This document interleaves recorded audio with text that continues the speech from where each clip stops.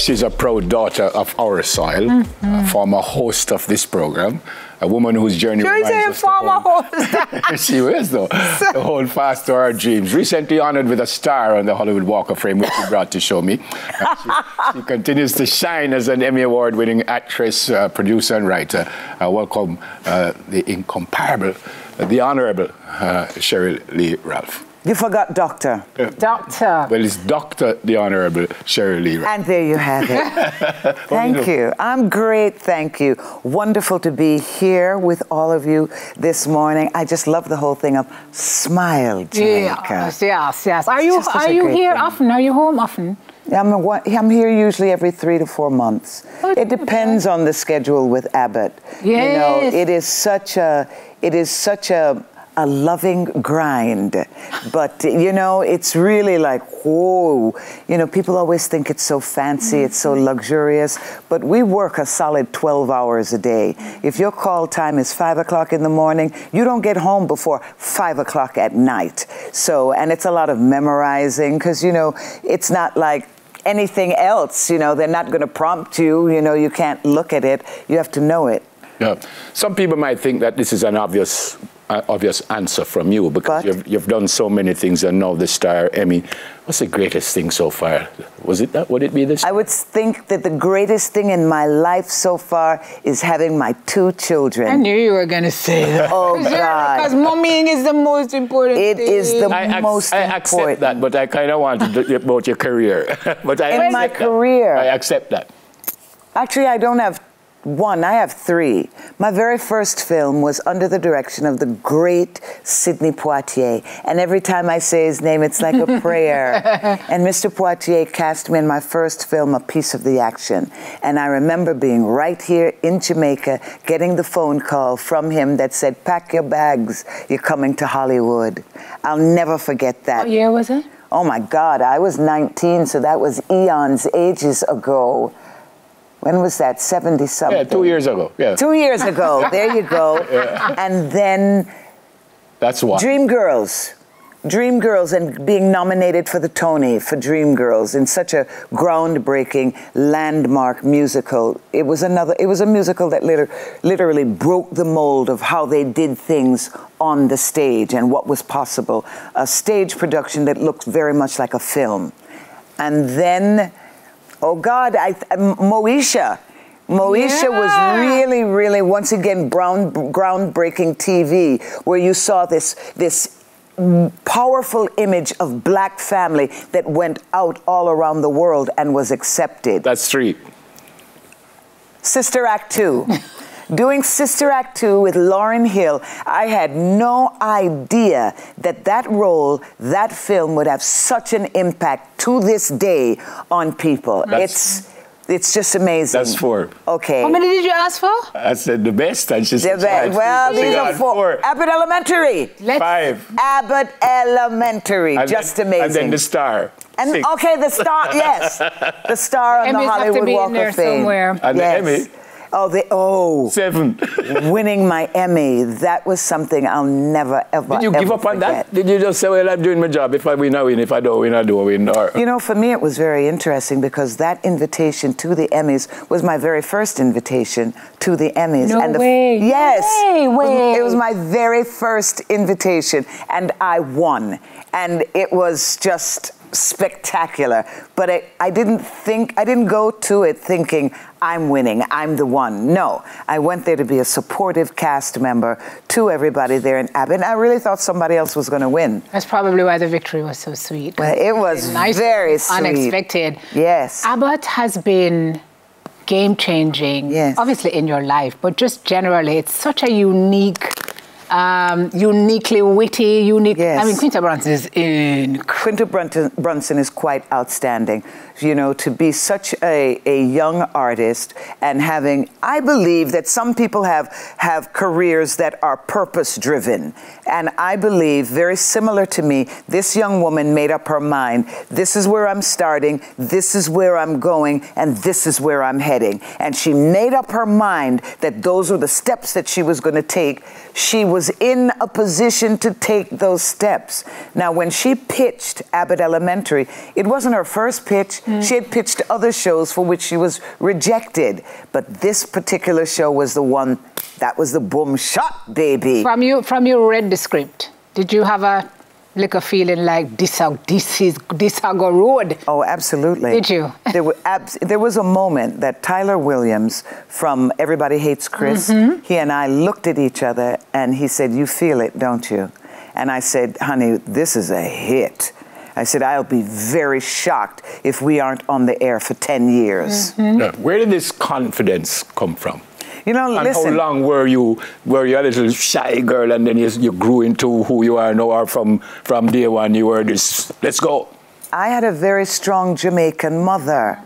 And I had one foot in America and one foot in Jamaica. And every time folks in America tried to tell you, you know, you really shouldn't have such big dreams. You really shouldn't have such confidence. Every time I heard that, my mother would say, "It's ignorance you hear, girl, pure ignorance. You know how bright you are." When they used to tell me I was ugly looking, my mother would tell me, "It's damn foolishness, Sheryl. You know, see how you're pretty." Because she had blazed her own trail. Exactly. She was her own icon, so she knew it was possible. She knew what was possible. So you were always this very confident woman.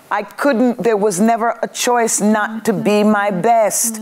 Always in my family, good, better, best. Never let it rest till your good is better and your better best. I had to be better. I had to be the best Sheryl I could possibly be. You know, some of those everyday battles you fight in America, you have to be ready to stand up to it. Now people are seeing out in front of the world how terrible it's been for a very long time. You think it just started with this man, this orange man? It has always been there. It has always been like that, and not everybody makes it. It's just now you're seeing it right in your face. Having said that, was there any time you did kind of feel like maybe not so confident I'm going into a role and stuff like that, having said that? Going into my roles? No. You know, there's something very special for me. When I read a script, it is literally the character that comes up out of the page and comes in. When I was designing women, and it was Etienne Toussaint Bouvier. Now, you know that's not how Sheryl talks, but that's how Etienne Toussaint Bouvier talks.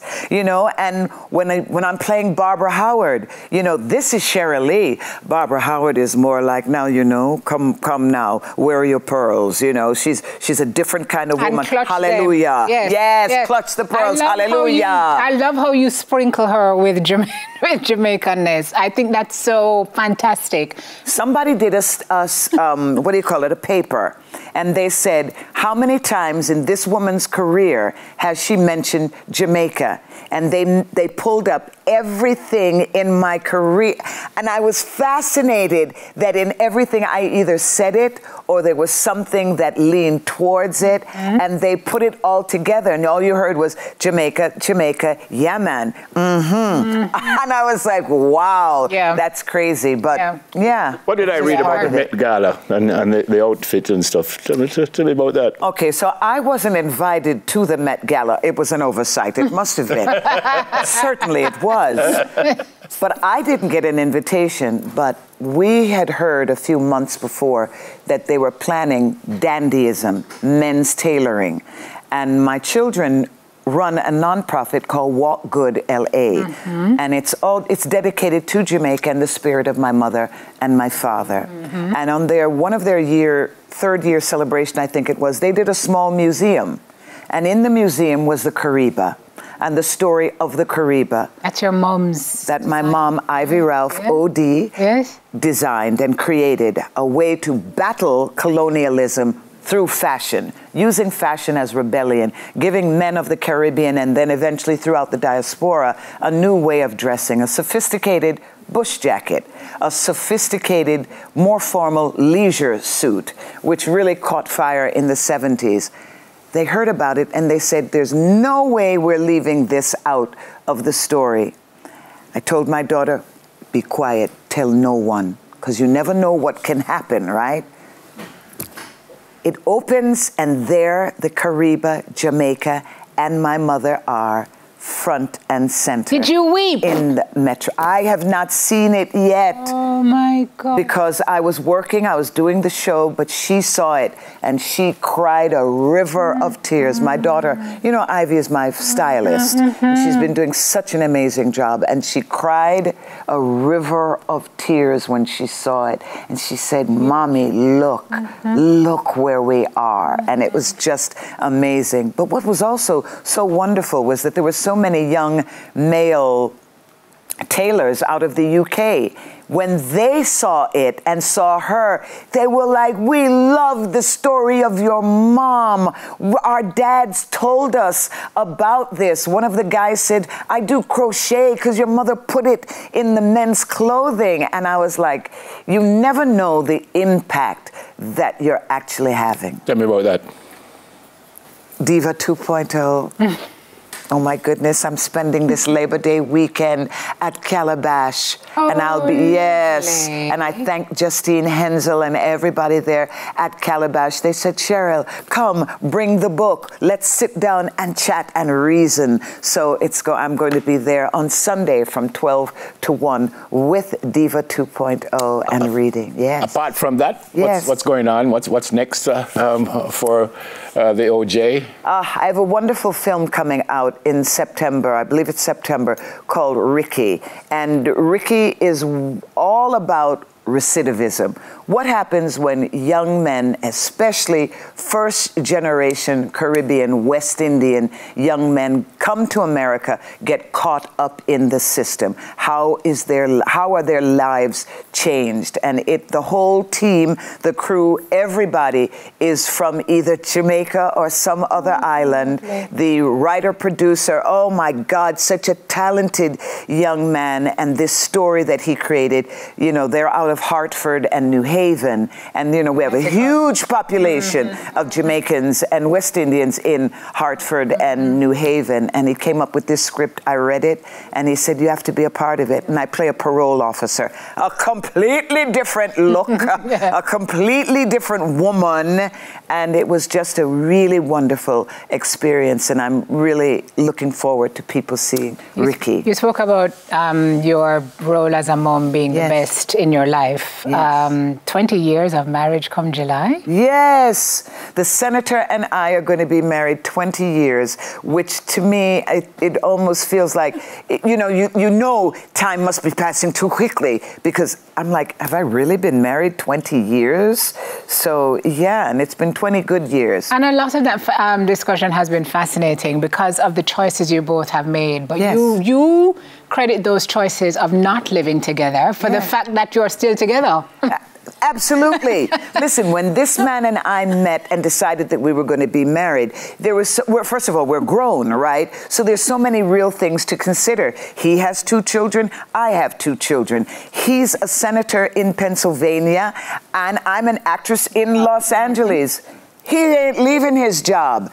I'm not leaving my job. So how are we going to work this out? Oh, also, you're not transporting your children to different coasts, because I don't know what anybody thinks, but you cannot just marry somebody, then move away with your kids. It don't work like that. So for the past 20 years, we have lived apart very successfully.